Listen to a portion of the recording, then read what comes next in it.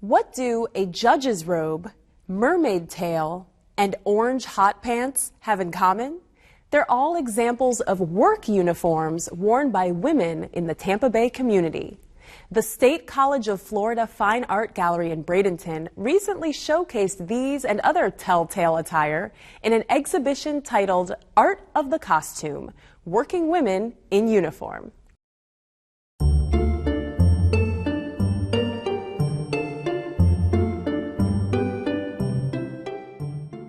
Well, all uniforms are costumes. When people put on a uniform, they assume a certain personality, or people perceive them in a certain way. In theater, the actor becomes that particular role. Whatever it is they happen to put on, they take on that persona. So somebody in the working industry would put on a particular costume, and suddenly they become that person. They're perceived as having the knowledge, the intellect, the particular skills that go with that profession. There's approximately 60 costumes in the exhibition, and they come from individuals in the community mostly. The earliest costume that we have, earliest uniform, is from the 1920s, and that's our Girl Scout. What you see is something modeled after the military, kind of like Army drab. Not particularly flattering, wasn't really form-fitting at the time, except for the belt around the waist, all the way to something contemporary and also very generic, like our circuit court judge.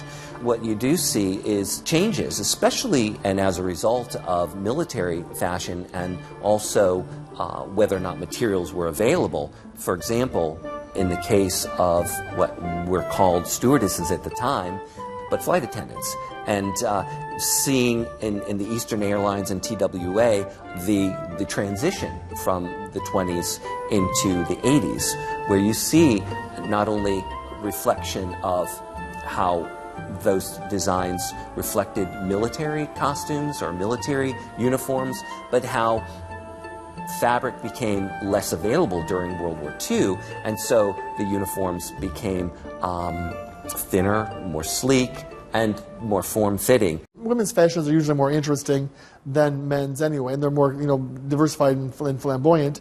But also the fact that here at the college we happen to have mostly female mannequins in forms, and we operate on a very small budget. So we work with what we've got.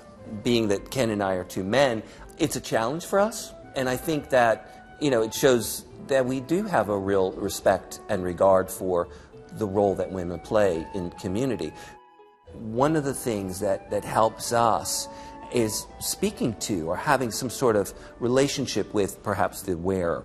In the case of Dolly Jacobs, the circus performer, for example, we had to do background research to understand what was significant about her role in the circus, and the fact that she was like a flyer where she spun around on a long piece of fabric, which you can see in the exhibition, accompanies the costume.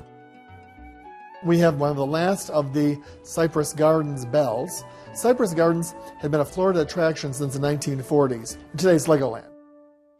Weeki Wachee has been in Florida for decades, and when the women go to work, they put on their mermaid's uniform and they swim around the tank, and that's what they wear to work every day. And now we're having an opportunity to see it up close. Unfortunately, it's out of water. In Ybor City was a very big cigar-making industry in the 1900s. This is what the women that worked on the assembly line rolling cigars were required to wear. So it's from 1900. It's really very fragile.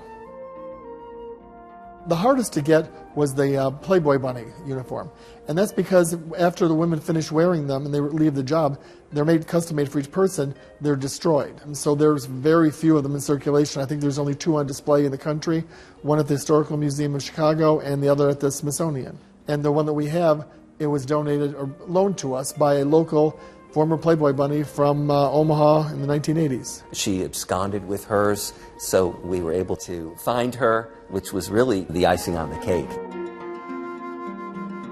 The uniforms are to create an atmosphere. So the atmosphere you're going to get from a Bob Evans restaurant is going to be different from a Hooters restaurant. That's the image that the business is trying to have you perceive.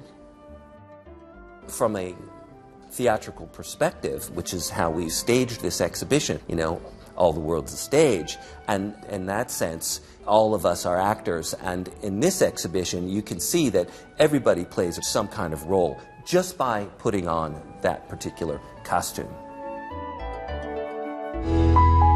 To learn more about upcoming exhibitions at State College of Florida, go to Facebook and search SCF Art Gallery.